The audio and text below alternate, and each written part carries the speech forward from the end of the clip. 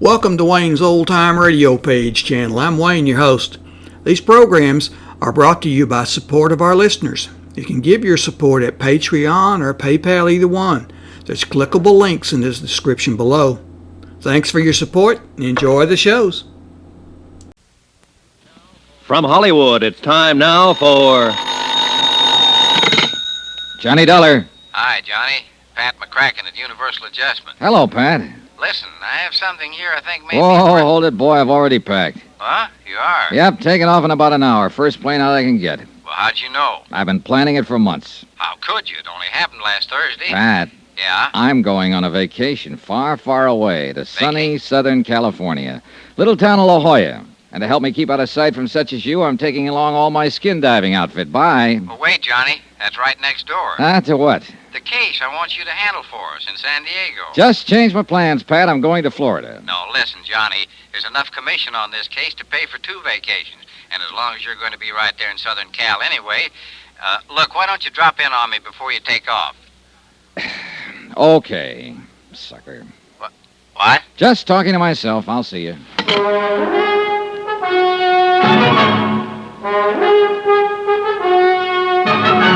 Tonight and every weekday night, Bob Bailey in the transcribed adventures of the man with the action-packed expense account, America's fabulous freelance insurance investigator. Yours truly, Johnny Dollar.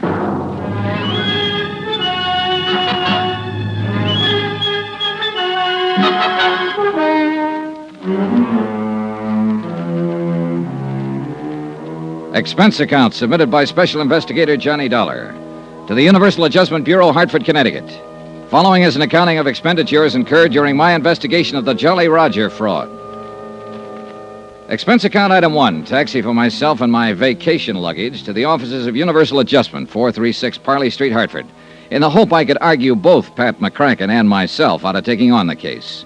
The last 2 cases I'd handled for Pat had almost cost me my life, and I was beginning to be a bit superstitious about anything he had a hand in. But trying to talk him down was like trying to talk down your mother-in-law. Maybe your skin diving trick will help you crack the case. But the main thing is you're going to California anyhow. This way you can put your whole vacation on expense account. Pat. And, baby, if I know you'll run down the case in about 2 days, come up with a swindle sheet for a couple of weeks. Pat. To say nothing of the commission I mentioned over the phone. Listen, will you? You see, the Jolly Roger was insured by Southwest Maritime Insurance and Liability for 460 G's. Bert Parker, in their San Diego office, can give you all the dope on it. Bert Parker? Sure, you remember him. Handed you the Molly Kay matter a few months ago. A very profitable case for you, wasn't it? Well, wasn't it? Yeah. Yeah, but now look, So you'll clean up on this, too. The Jolly Roger, you know, was one of the finest seagoing yachts on the West Coast. No, I didn't know. But, Pat, I'm not going Big diesel job, 110 feet long. Floating palace. Probably the most luxurious wooden hull job built since the... Wooden hull? 110-foot diesel job? Wooden hull? And that, unfortunately, is why she burned to the waterline before the weight of her engines carried her down to Davy Jones's locker. Total loss, huh? Total.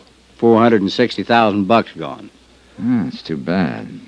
Well, Pat, it was nice seeing you again. Now I got to get my plane to New York to get my plane for the coast. But I haven't even told you why we want you to look in on this thing, Pat, I am going to the coast on a vacation, remember? But I told Bert that you were on your way. You told what? Sure. Phoned him right after I talked to you. Well, you dog. Sure. He's promised to contact the Mexican authorities that you may need to help you and have everything all...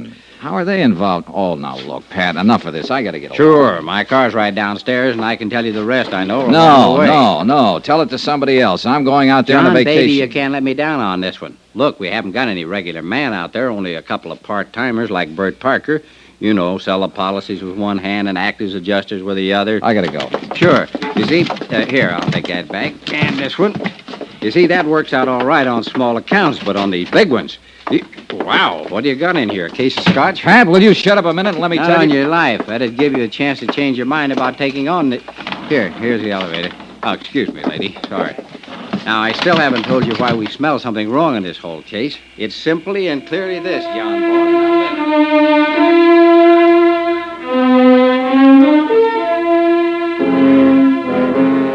Yeah, it's simply and clearly this.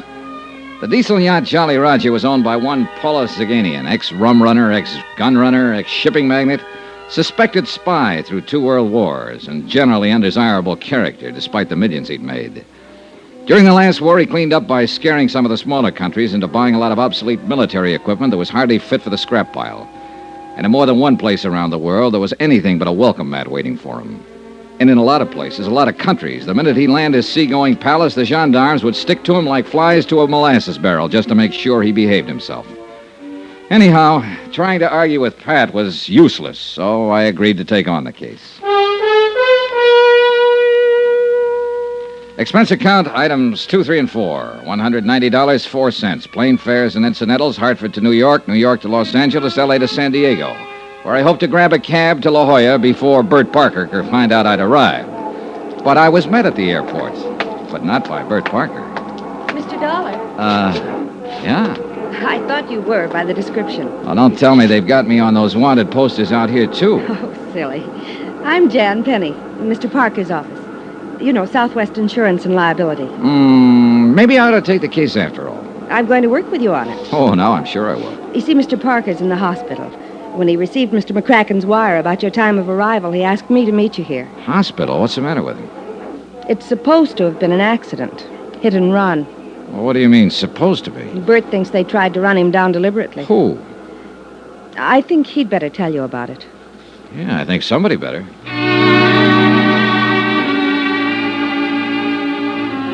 We picked up my luggage, dropped it off at a hotel. I phoned the place I'd made a reservation in La Jolla and told them I might be a day late. And Jan Penny and I went on over to the Queen of Mercy Hospital to talk with Bert Parker. On doctor's orders, I went into his room alone. Bert looked terrible. So glad you could make it, Johnny. Hey, you sure you ought to be trying to talk, Bert? Look, why don't we forget it now? I have to talk. Well, I can, Johnny. They try to kid me, tell me I'll be out of here in a couple of days. Had a line. I saw the chart.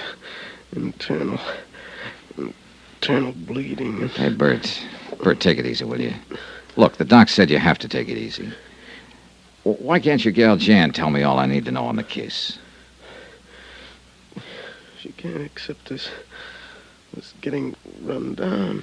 Yeah, she said she thought it wasn't an accident. She thinks. I know. Yeah? Phone calls.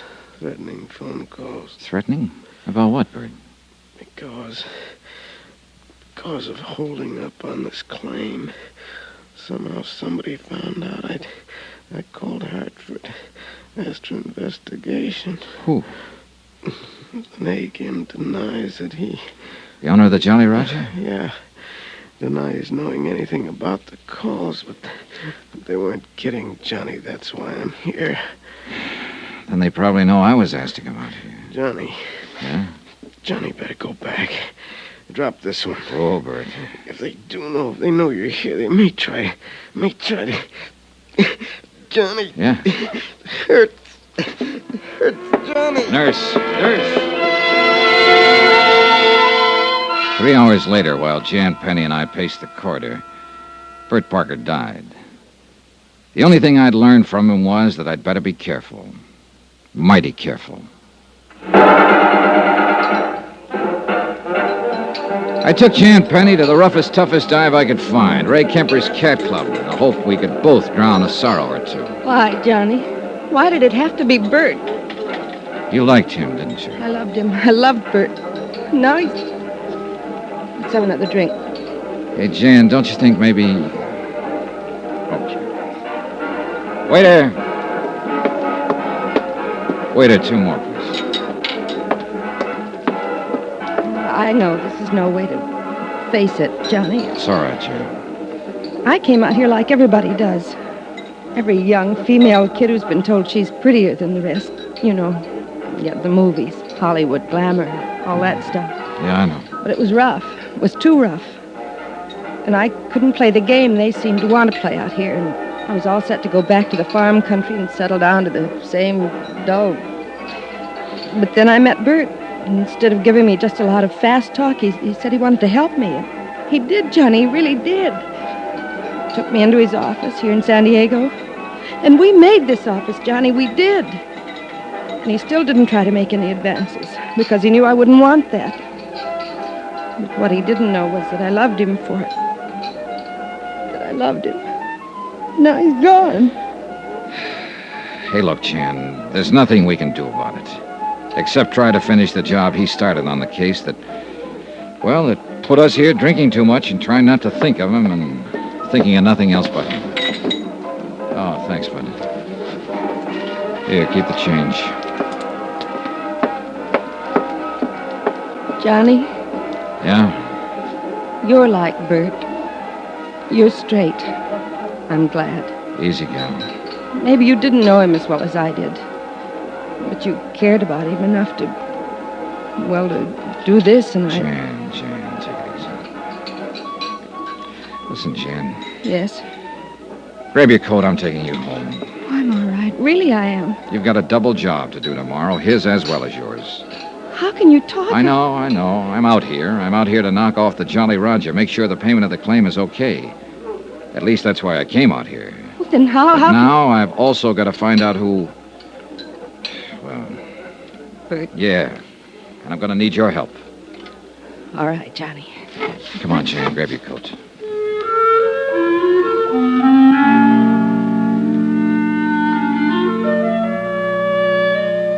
I took her home to her little apartment on East Drive. I didn't go up for the usual nightcap because I didn't want to. And I knew Jan didn't want me to. I dropped into police headquarters, homicide first, and then traffic detail to see if they'd been able to dig up anything on the hit-run driver who'd killed Bert. Nothing. Apparently, the threat he'd received just before the so-called accident was something that only he and Jan had known about. The expense account? Oh, I don't know. Call it $10. A couple of cabs, a couple of drinks, or maybe 6 or 8, or... I'm kind of tired tonight. Bert was a nice guy. Jan's a nice girl. In the morning, I'll call the hotel in La Jolla and delay my reservation there another day. Meantime, I'll get some sleep, I guess. Maybe I'll even cook me up a dream or two about skin diving and sunning on the rocks of La Jolla after all this whole rotten case is cleared up. Get myself a good winter tan to take the place of this high eastern pallor I've been trying to get... Oh. Hello. Hello. Johnny. Hello? Johnny, listen. Hello, I can't... Jan? Yes, Johnny. Listen to me. Yeah. We must have been followed tonight. Huh? Jan? I got a phone call just a minute ago. Yeah? A man. He threatened me. What do you mean he threatened you? How? Who was it? I don't know. He said, if I help you, Yeah? there'll be another accident. To me. Jan. And to you. And to you. Listen, Jan. Oh, Johnny, I'm afraid.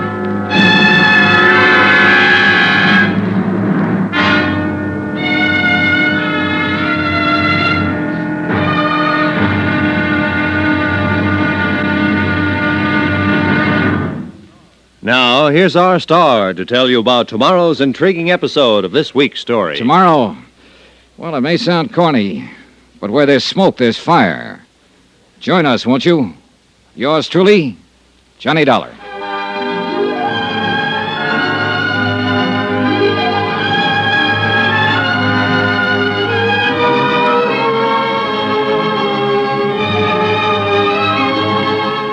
Yours truly, Johnny Dollar, starring Bob Bailey, is transcribed in Hollywood. It is produced and directed by Jack Johnstone, who also wrote tonight's story. Be sure to join us tomorrow night, same time and station, for the next exciting episode of Yours truly, Johnny Dollar. Roy Rowan speaking.